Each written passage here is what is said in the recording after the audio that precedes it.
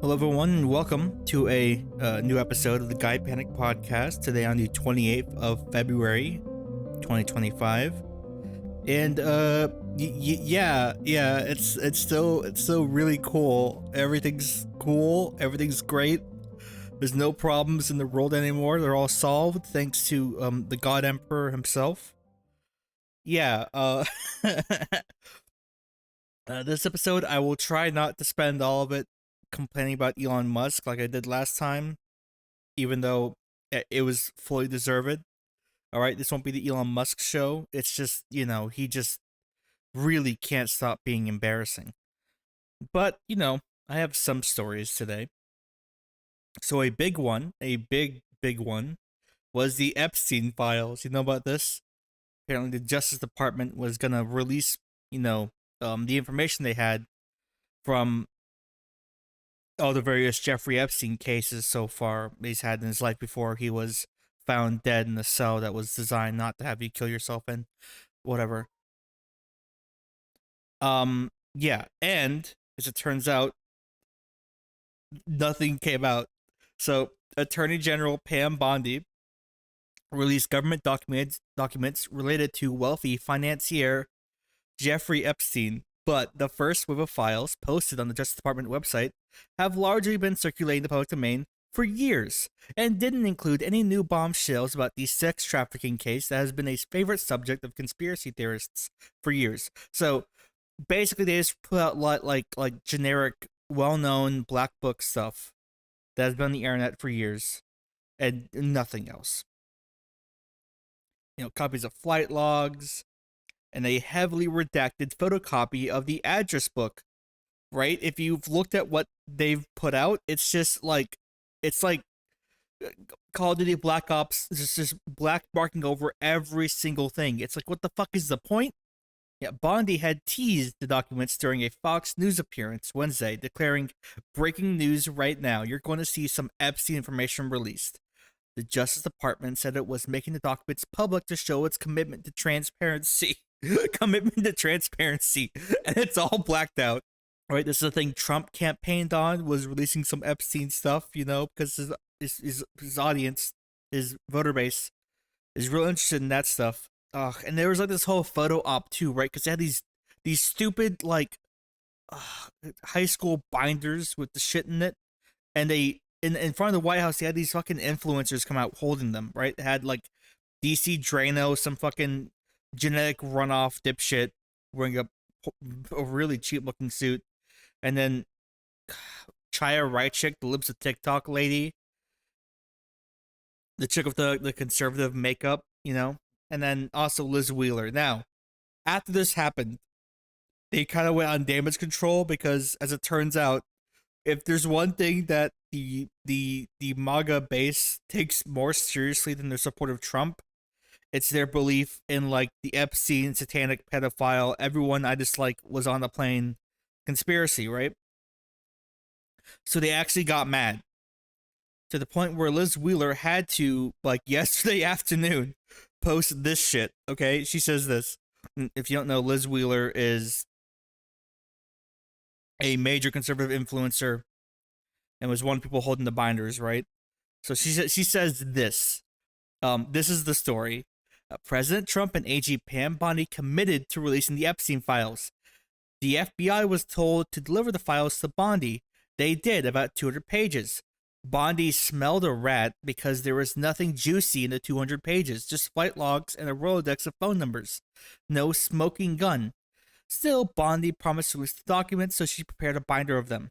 Then, last night, a whistleblower contacted Bondi and revealed that the SDNY was hiding potentially thousands of Epstein files, defying Bondi's order to give them all to her.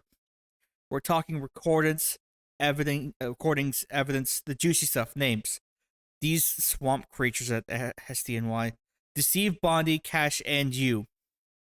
And yada yada yada, outrage. The pedophiles are still, the swamp's not drained. The fucking federal government is run by them. They can do literally whatever they want. They are laying off thousands of people, but they still can't drain the swamp.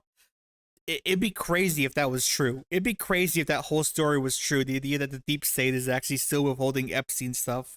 Like no, the reason why they won't actually post it is because there's a lot of people on there they don't want actually getting outed as horrible international financier pedophile people, right? Like I mean, I assume Donald Trump is on that list, but not Elon, right? I mean, everyone does the whole Elon what's her fucking face? The other pedophile who got Maxwell. Everyone posts that image and it is really funny, but I think Elon's too stupid to be a pedophile. That's a great statement. Holy shit, that's a great statement. I think Elon Musk is too stupid to be a pedophile. That's awesome. Um, but like yeah, no, I don't believe any of this. I think that they just aren't going to release anything. This administration is built purely off like hype moments and aura. Okay, like, well, you mean a whistleblower from the SCNY was secretly telling Pam Bondi if you don't if you they're hiding it from you. Like, what are you talking about? As if, as if. Okay, that shit's never coming to light. Good job, great job, actually. Okay, what else do we have here? Oh yeah, Ukraine. So yeah, Trump's going to meet with Zelensky as Ukraine seeks an end to Russian aggression. This is today. Ukrainian President Vladimir Zelensky will meet with President Donald Trump on Washington on Friday today at a pivotal moment for his country, one that hinges on whether he can persuade Trump to provide some form of U.S. backing for Ukraine's security against any future aggression. Yeah, like right now, the U.S. is fully turning on Ukraine right now because of Trump, right? Like, most recently, the U.S. has sided twice with Russia in votes at the United Nations to mark the third anniversary of the Russian invasion, highlighting Trump's administration's change on the stance in the war. First, the U.S. opposed a European drafted resolution condemning Moscow's actions and supporting Ukraine's territorial integrity, voting the same way as Russia and countries including North Korea and Belarus. A vote that even China wouldn't vote on, but China didn't vote with Russia on this, by the way. This is how, like, yeah, then the U.S. drafted and voted for a resolution at the UN Security Council which called for an end to the conflict, but contained no criticism of Russia. The Security Council passed the resolution, but two key U.S. allies, UK and France, abstained after their attempts to amend the wording were vetoed. So yeah, no, Trump's just like completely switched on them, right? You could say the whole Russiagate thing was always real or whatever. I mean, it probably maybe kind of was, but like, what's really happening here is Trump is going to do what previous administrations had done. They're trying to fleece Ukraine right now. That's what he's doing, right? He wants Ukraine's resources, whatever resources are still left in that country at this point that haven't been either appropriated for warfare or hoarded or stockpiled. Like, he wants to use this like pressure he has on Zelensky to turn that entire country into an economic outpost, right? And it's gonna suck. Ukraine's just gotten the shittiest deal since 2014. All right, as like a country. Okay, there's a lot of people who really don't want this war to end until Ukraine's original territory pre 2021's like borders are restored. And personally, if that was like a realistic outcome, I'd agree. Like, okay, yeah, sure, they should. The invasion should be at least reversed. There shouldn't, Ukraine should have its original territory back. But that's not gonna happen, as far as I can tell. Like, this war has been a giant slog. There's minefields everywhere. They haven't. They can't physically do so. The U.S. has essentially done everything besides like actual, open aggression against Russia to make them lose this war, and they haven't. As it turns out, and this is a crazy thing, some people aren't familiar with this. Russia usually starts off wars really poorly, but over time they get a lot better, right? Russia's economy wasn't destroyed by the embargoes; it's still functioning. Um, as it turns out, yeah, I mean, there's like all those posts saying like, "Oh, look at the shitty shit that the shitty equipment and the poorly trained soldiers Russia's sending out," and it's like, yeah, they're not using their good stuff.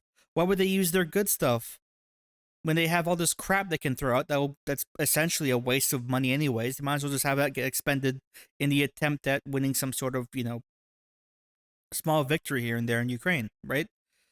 Early on, Russia learned from its mistakes and got way better, and Ukraine has been whittled down in terms of manpower. They're running out of people. They're conscripting people, right?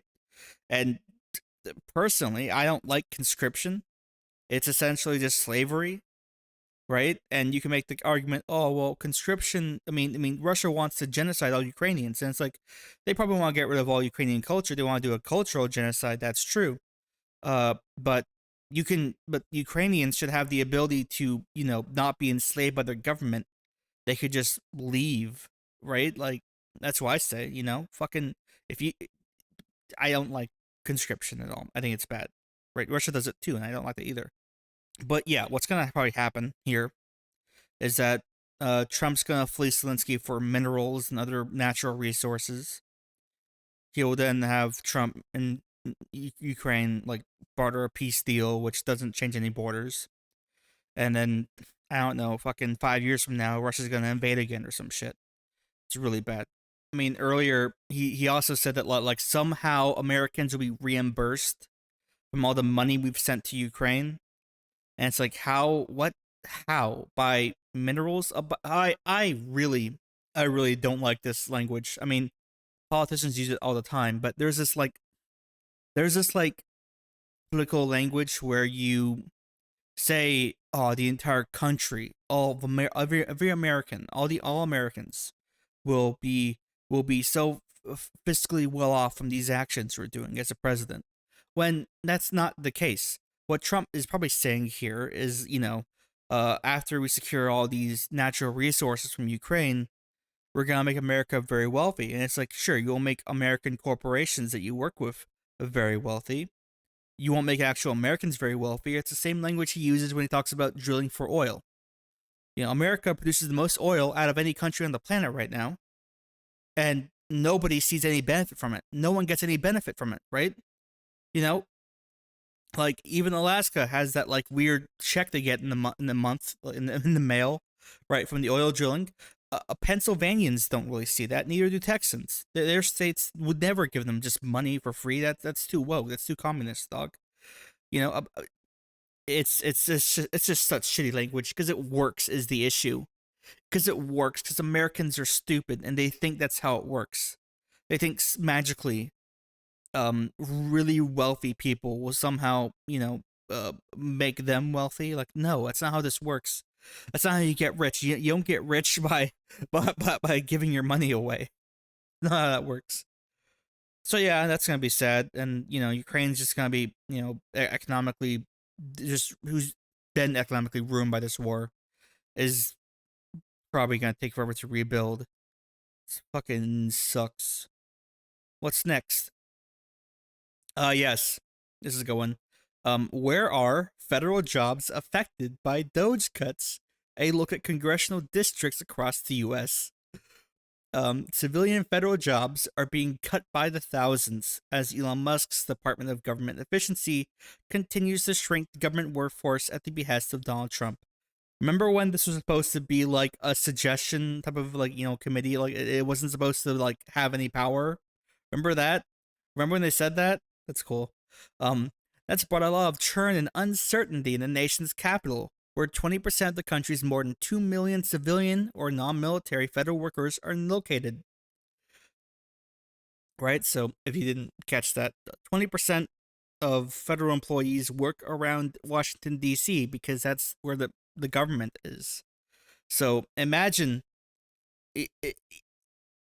even even like half of them, not even half, like a third of them losing their job. That's a lot of incomes magically fucking gone. We'll get into that. Hang on. It's also affecting workers in communities outside of Washington D.C., where about 80% of the workforce is based. Those cuts mean that members of Congress are now facing potential angst among the out-of-work federal employees in their districts across the country. The precise locations of all the thousands of federal employees now out of work is yet unknown. But A look at the areas with the highest concentrations of civilian government jobs glimpses at some places that can be most affected.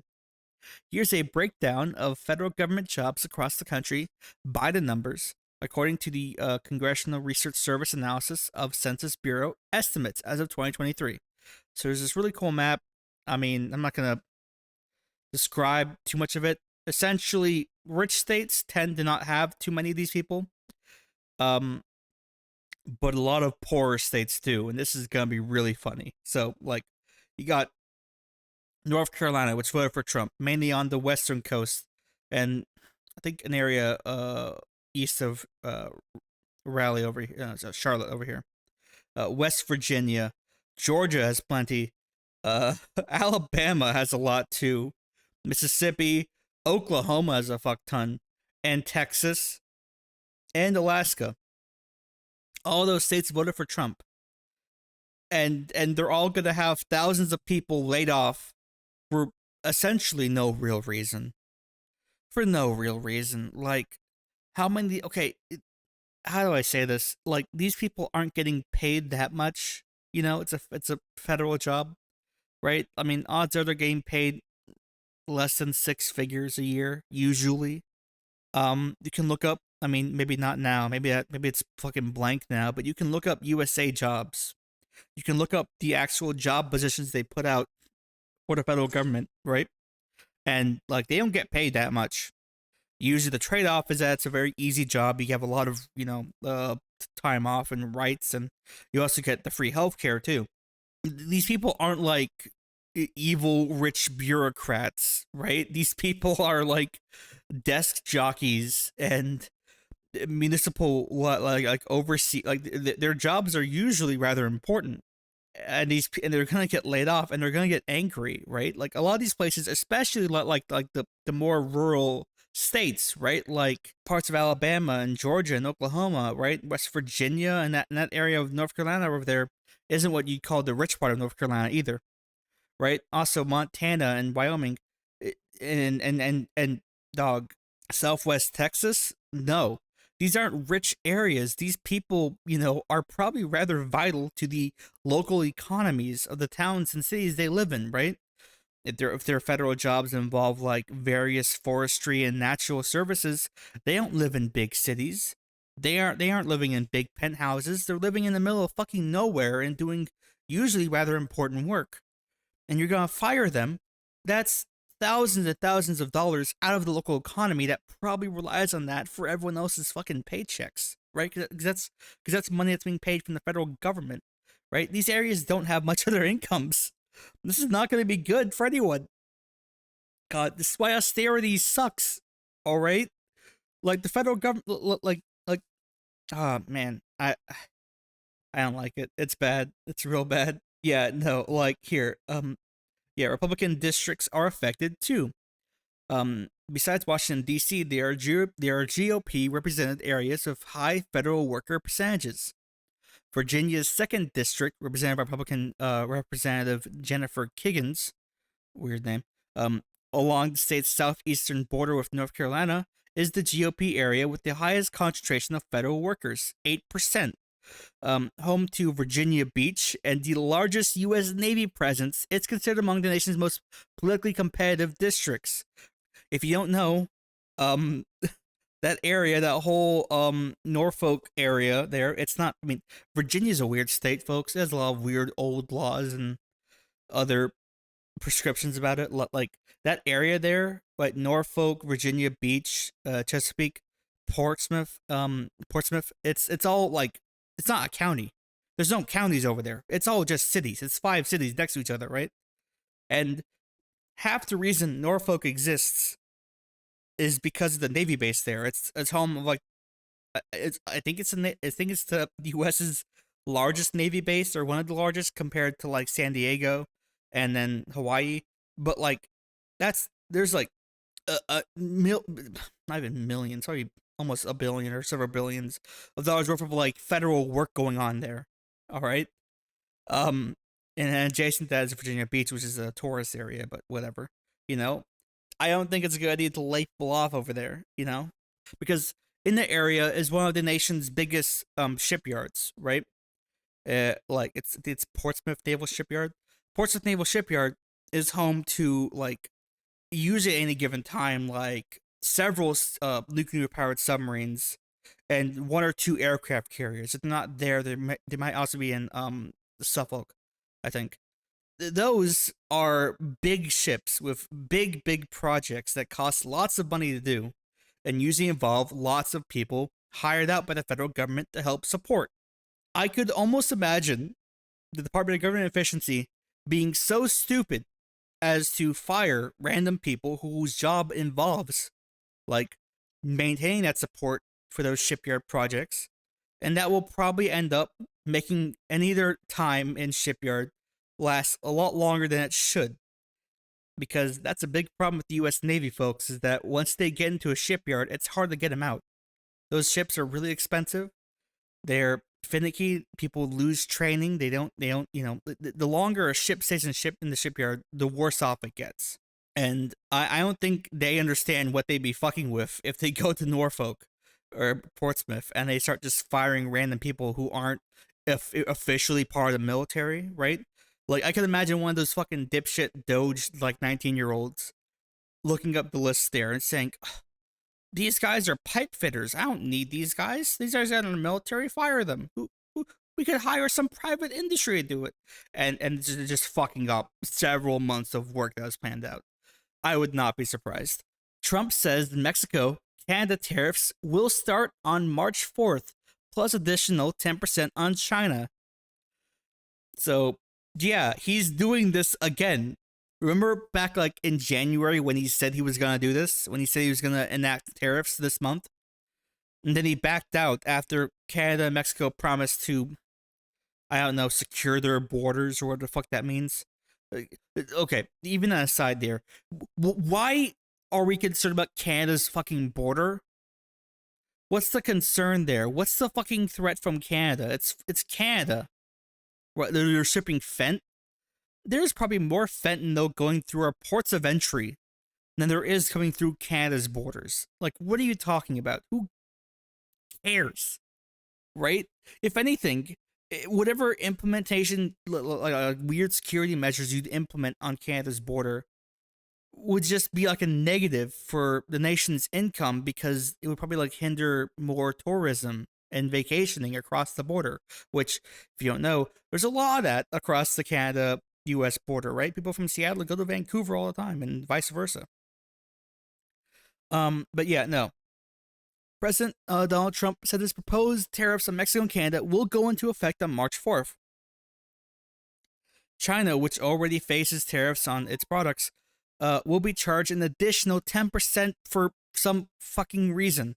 Yeah, the sweeping 25% tariffs on imports from Mexico and Canada has been paused since February 3rd for 1 month, but the Trump administration has recently sown confusion about whether they will go back into effect when the delays expired. In a Truth Social post Thursday morning, Trump clarified that they would. He said, without providing any evidence, that illicit drugs are pouring into our country from Mexico and Canada at very high and unacceptable levels, despite pledges from both U.S. neighbors to boost their efforts to police their borders. He also announced that China, which already faces 10% U.S. tariffs on products, will likewise be charged an additional 10% tariff on that date, so 20%. Trump added in this post the April 2nd reciprocal tariff date will remain in full force in effect. The president's post contradicted the timeline laid out about an hour earlier, Thursday morning, on CNBC's Squawk Box by White House National Economic Council Director Kevin Hassett. So that's how good this White House is. That's how coordinated they are. God damn it. Yeah. Also, in addition to tariffs on China, Mexico, and Canada, Trump has ordered a global 25% tariffs on imports of U.S. steel and aluminum, which are set to take in effect on March 12th. Alongside all that, Trump also vows to slap 25% tariffs on the European Union and claims bloc was formed to screw the U.S. Oh my fucking Christ! The EU said it will, fight back in the gay European way they usually do. Okay, yeah.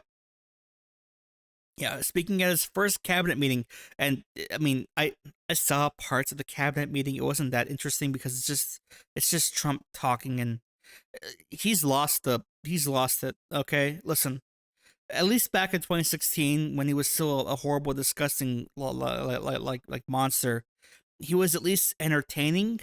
But now he just gets lost in it. He sounds so old and delusional and senile. It's downright elder abuse what's going on in the White House ever since Biden got in. It's been nothing but successive elder abuse. It's awful, but at his first cabinet meeting on Wednesday, the U.S. president said he would soon release details of the latest tariff threat. We have made a decision. We'll be announcing it very soon. It'll be 25%. That's a lot, by the way.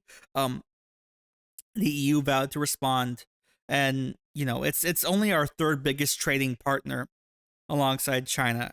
Uh, Trump has said he will impose, yep, all those tariffs by next week. Trump did not give further details but mentioned car makers and said the levies would be applied generally, and that'll be on all cars and all other things, he said. This is after he had several, like a meeting with Macron this month as well, so I don't know why. Yeah, according to Bloomberg, Trump's tariffs could hit as much as $29.3 billion of the bloc's exports. That's a lot of exports. Even Poland dislikes us. The Polish Prime Minister Donald Tusk. That's such a funny fucking name. What do you mean the Polish Prime Minister's name is Donald Tusk? That's awesome. Has said that the EU should do all it can to avoid totally unnecessary and stupid tariff wars. Many economists and even conservative publications, including the Wall Street Journal, have warned that Trump's plans risk hurting the U.S. economy. On Wednesday, Trump took to Truth Social and talked about his previous Canada and Mexico tariffs. He also said that the argument was so wrong, Trump wrote. The tariffs will drive massive amounts of auto manufacturing to Michigan, a state which I just easily won in the election. So these tariffs, right? Let's just talk about like several of the countries and what they actually provide to the U.S. Maybe kind of. So Mexico, you don't. I mean, I don't think most Republicans, maybe some of the smarter ones, understand how integrally tied like the U.S. South is with Mexico, especially Texas, right? Texas and Mexico are like economically bonded together. If you slap on 25% tariffs on anything that goes through there, you will just annihilate so much business. It's not even funny. Very, presumably vital business, right? So that's a bad idea. Canada, we get again like what, over a third, I think actually even half, a lot of our crude oil from Canada, right? And if I've almost like a broken record here, but I have to make it known. American oil, the oil that American companies take out of the United States, like Pennsylvania and Texas, that oil is not used to make gasoline. It can't be refined into gasoline at American oil refineries, right? It's not the right type of oil.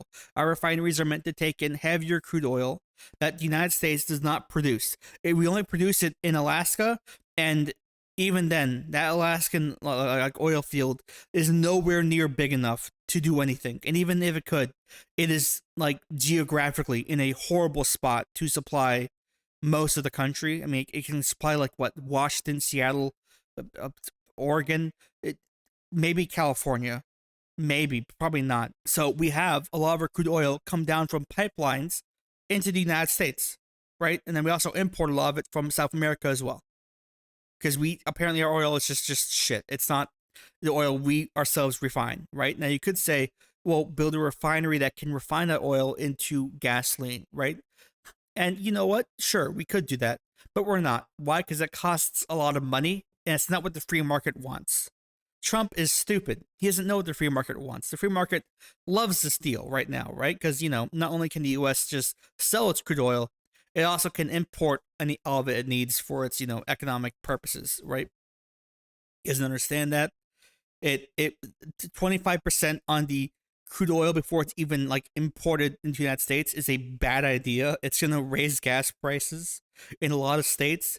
A lot of states that voted for Trump. It's gonna be real funny. It's gonna be real bad. Nope, bad idea. And then China. Do I even need to like describe how much trade happens between the U.S. and China? A lot. And then Europe. He's angry about like car manufacturers. You know what's really funny is that in a lot of states, a lot of the car manufacturers themselves are European, and those car manufacturers they do import their own parts from Europe, right? Not all the manufacturing part happens at the sites, but at the same time they are then built in the United States, and that's a lot of jobs and a lot of money coming into the United States in places that generally don't have much else going on, right?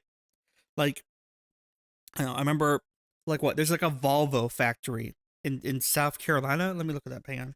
Yeah, no, there's a 2.3 million square foot Volvo facility in Ridgeville, Berkeley County, South Carolina. Do you think they import parts and other things from the European Union? The answer is yes. But this could price them out to where they won't produce much or they'll just close down. That's a bad idea. And the fucking he has okay. I'm trying to like maybe weave this together here, but like okay, the idea that getting rid of American imports will somehow spur on domestic industry is almost the exact same idea as like kicking out every immigrant will somehow get rid of all American unemployment, right? Because in both instances, that's America looking at an economic like system that greatly, greatly, greatly benefits them and saying, actually, I want to be stupid because I'm nationalistic. I want to turn all of that off. And instead, I want to magically have all these shit, jobs and shit, work that I need to have. I mean, Americans aren't what you call very industrious at the moment. And do it myself. And then it's not going to happen, right? Like, no, you're not going to replace all the immigrants doing like custodial work. You're not. Are you kidding me? Or you don't want to? You're not going to get paid that much. And then also, no, you're not going to have U.S. steel get manufactured anymore, right? It's stupid. Oh my god. It's also goddamn stupid. What else? What else? Oh yeah, this is also funny. More Trump stuff. Don't you love Trump stuff? Yesterday was the not yesterday. Last time was the Elon show. Today's the Trump show. Yay! Trump says U.S. will sell $5 million gold cards to wealthy foreigners. President Donald Trump said on Tuesday that the U.S. would sell a gold card to wealthy foreigners, giving them the right to live and work in the U.S. and offering a path to citizenship in exchange for a $5 million fee. This is like genuinely stupid. What do you mean? What? What? What? I don't get this. What is even the idea? What is the idea here? We're gonna get all the other rich people on the planet to come here after forcing them to pay us money? They could already come here. I assume they have like what? It's such a stupid idea. It's so dumb. Yeah, Trump said the sale of the cards would begin in about 2 weeks and suggested millions of those cards would be sold. Like, what is this rent-seeking behavior? I mean, that's what it is, right? Like, first off, already rich people around the planet already show up to the United States, right? They send their kids here for school. They already do so. It's not a new thing. So, what he's essentially doing here is he's gonna like force them to pay him money to do the thing they're already fucking doing. Which, if anything, will probably do the opposite of what he wants to happen, and it'll just make a lot of these richer investors and educated people, I assume, no longer come to the United States. God, it's just like I'm actually flabbergasted. Like I don't get what the plan is here. Gold cards, so stupid, man. Fuck, get me out of this country. Oh yeah, so okay, so Catholic Vice President J.D. Vance acknowledges Pope Francis's criticism of U.S. immigration crackdown. So this comes at a time where the Pope is in very poor health, Pope Francis, and it kind of sucks because like I'm not Catholic, I don't really, I'm not the biggest fan of the Catholic Church as an institution, but as far as I'm aware, Pope Francis has been a pretty good Pope, right? He's been like a pretty decent person. He might have issues with things like abortion, but besides that, seems to be a pretty okay dude. You know, a general humanist. Um, but of course, there's a lot of people, especially in the United States, who might say they're Catholic, but they really, really don't like the Pope because they think he's woke. Okay, he's the woke Pope. They're not a big fan.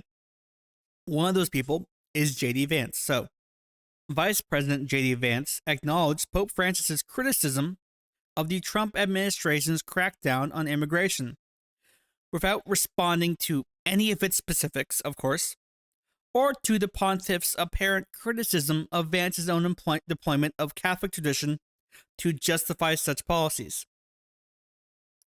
Vance, a Catholic convert, we'll get to that, spoke Friday at the National Catholic Prayer Breakfast in Washington. He sought to downplay the controversy and said he and his family pray daily for Pope Francis during the 88-year-old pontiff's hospitalization for pneumonia and other health troubles. Vance told the gathering he wasn't there to litigate about who's right and who's wrong, though he said he would continue to defend his views. But he spoke in conciliatory terms, crediting Francis as one who cares about the flock of Christians under his leadership and the spiritual direction of the faith. Vance, who led the gathering in prayer for Francis's health, asserted that religious leaders shouldn't be treated as social media influencers subject to constant debate. If there is one person historically who has been an influencer who opines constantly in debates, it's been the fucking Pope. What are you talking about? What is this? Vance, I thought you were, a dominionist. I thought you wanted religion to come back into the public state, but you also don't want the Pope involved. The fuck? It's either or, okay? Either you are, what's a historical example here? A Holy Roman Emperor from the Middle Ages who either wants the Pope getting involved or doesn't, but, it's not both. Because, again, if you don't know, J.D. Vance loves using religion as a tool for his political aims, right? He will justify all of his political actions using religion, but at the same time say, actually the Pope shouldn't tell me what I'm doing is wrong, even though I'm a fucking Catholic, whatever. Francis issued a major rebuke earlier in February to the Trump administration's plans for mass deportations, warning that it would deprive immigrants of their inherent dignity. Francis also apparently responded to Vance directly. Vance, on social media, had defended the administration's America First policies by citing centuries-old teachings on Ordo Amoris, or the Order of Love, saying people must prioritize their families and those closest to them. Francis, in a subsequent statement, said a true understanding of that teaching is reflected in a love that builds a fraternity open to all without exception. The Pope cited the biblical parable of the Good Samaritan who took care of a wounded stranger. On Friday, Vance didn't address the issue specifically, but called himself a baby Catholic. The man is in his fucking 40s. A baby Catholic. Fuck me. Fuck me, man. You guys might not understand this. And acknowledge there are things about the faith that I don't know. Vance became a Catholic in 2019.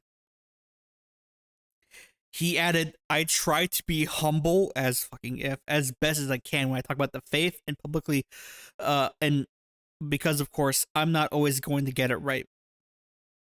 He also acknowledged taking criticism from bishops without mentioning what precipitated recent criticism.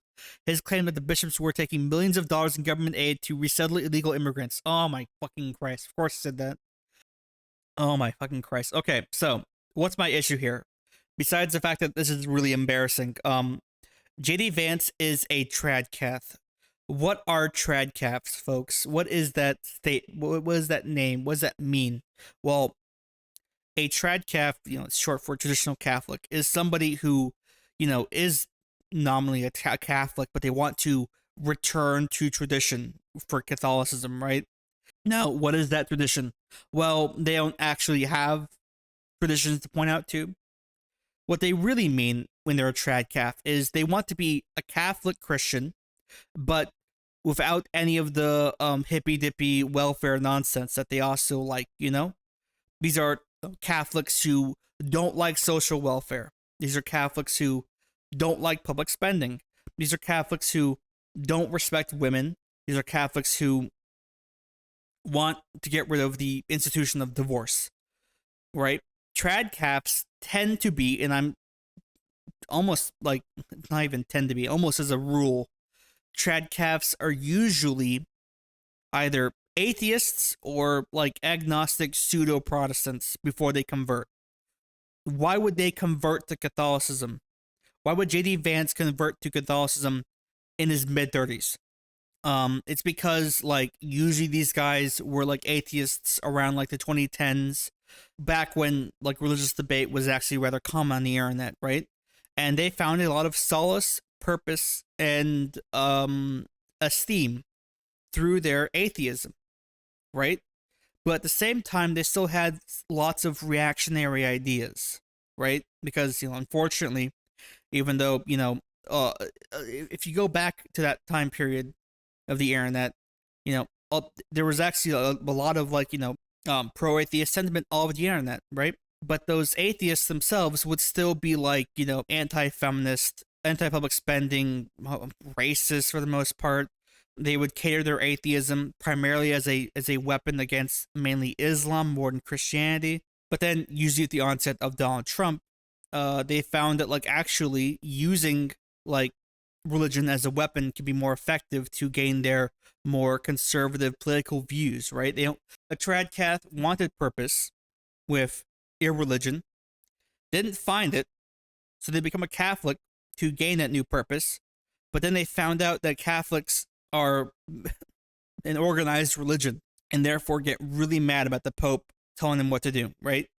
These guys are essentially not really Catholics, in my opinion. That's the case, they do it for its aesthetic appeal, right? These are guys who get stupid fucking Deus Vult tattoos and post epic Crusader memes all the time. These are guys who love the Crusades and talking about the Crusades, even though the Crusades were fucking stupid and most of them were failures. These are guys who downplay all Christian persecutions of religious and ethnic minorities, right? They downplay the use of religious teachings as a means to justify slavery and horrible cases of like sexism and warfare, right? They love the aesthetic of Catholicism. And by aesthetic, I mean the historical aesthetic from Catholicism they saw in video games, but they hate the actual practice, which is why they don't actually listen to what the Pope says or even engage much with the religion. You will find a million, and I do mean like a million, trad caths on various websites, mainly like Twitter and Telegram, and the more racist websites you go on, the more you'll find more of them. And they're like usually this really fucking gay, like Reddit kind of like trad cath who loves stuff like think of like PaxTube. If you know who PaxTube is, he's a YouTube channel. He's a trad cath, and he's a guy who's like super into anime, but is like trying to be Catholic about it, and it's real cringe. It's real cringe. And if you've ever heard JD Vance speak or seen his posts, this guy, he's still a fucking nerd, right? He's a class traitor and a nerd, and he's also a Catholic, but it's just not sincere, is what I'm trying to get at, right? What's really funny is that these guys are like devoted Deus Vult Catholics, but they didn't have to go through the worst part of being a Catholic for most Catholics. And that's, they didn't have to be fucking raised in the religion. That's usually when most people decide if they're gonna stay a Catholic or not, is when they've actually been grown up in the religion, right? That's why a lot of people deconvert or convert to religions or just stop being religious in the first place, right? Is because, being a Catholic child apparently kind of sucks. Regardless, the Pope is gonna die. Hopefully, the next Pope is gonna be pretty good. You know, we'll see. Maybe the movie Conclave was actually a prediction of the future. We'll see. But yeah, I don't like these guys. They suck. This is the last thing we're gonna cover here, which is really funny. So, yeah, Speaker Mike Johnson. You don't know Mike Johnson is the Speaker of the House of Representatives on the GOP. You know, he's the guy who leads the GOP. He's the guy who leads the GOP House of Representatives, and he had a really great snippet here. Well, his Twitter, it's a Twitter post followed by the news clip. The Twitter post has him say, Medicaid is for single mothers with small children who are just trying to make it. It's not for 29-year-old males sitting on their couch playing video games. We are going to find those guys and we will send them back to work. Okay, so yeah, this is a great fucking post. I love this shit so fucking much. It's awesome. Thank you, Mike Johnson. You're so cool. So if you don't know, part of the current online right wing are the sad, lonely young men who are over the years becoming less and less young. By the way, these guys are usually in their 20s by now, or mid to late 20s, who are angry that the world demands them to get jobs and to be useful to society in some fashion. Who are angry that they aren't given everything in life. They weren't given what they assumed to be what were promised to them, which nothing was promised to you when you're growing up, by the way. In the United States, it's not the case. The United States is the only country in the fucking planet that doesn't promise you shit. But yeah, no, he said this and it pissed all of them off. All the little groipoids who are in their mid-30s, they're all so fucking mad. You find this tweet, look up the quotes, it's fucking awesome, okay? There's anti-Semitism, racism everywhere, because they assume what he's doing is he's saying that welfare should be for like single black mothers, which it should be, by the way, but they're very angry. We're done with this longhouse bullshit. We're tired of being called neats, even though we are. The unemployed male without children is probably the most hated demographic in the world. This is so fucking funny. Dude, it's the Fell For It Again award. It's the fucking Fell For It Again award. These guys are so stupid. So, yes, as it turns out, the GOP is full-on austerity. They don't want to support your neat lifestyle. Yeah, just really embarrassing. Oh my god. I can't believe these people. These little chuddies are so fucking funny, dude. Oh my gosh. What else happened? Fuck it. There is a Shrek 5 trailer. It looks whatever. It looks fine. It's like a little teaser. What's gonna happen? What's gonna happen is that this trailer comes out, or the movie comes out. Sorry, the movie comes out, and it's Shrek. There's gonna be lots of pop culture parodies and references because that's what Shrek has always been about, right? Shrek 2 even had a like side thing on the DVD, which was American Idol, right? A very dated reference because American Idol, as far as I'm aware, isn't a thing anymore. Yeah, it's Shrek, right? It's you take fairy tale characters, right, and and you make them all dipshits in this like fantasy world. It's really funny. It's awesome. I love Shrek. They're gonna have like a Shrek version of TikTok. They're gonna have like a Shrek version of influencers and whatever, and people are just gonna be so angry about it. Why? Because they think this is like the Shrek going woke or whatever. They're mad that Zendaya is in the Shrek movie as one of Shrek's kids. Who else would be playing the character? Like what? Who would you prefer? A different celebrity who's not a voice actor? That's what Shrek's always had, is celebrities who aren't voice actors. The closest thing to a voice actor in Shrek is probably Eddie Murphy, but even then, like it's... who are they gonna get besides that, huh? Oh, it's so stupid. Anyway, so yeah, that's Shrek. This episode was fucking meandering. Anyways, thanks for listening. See you later.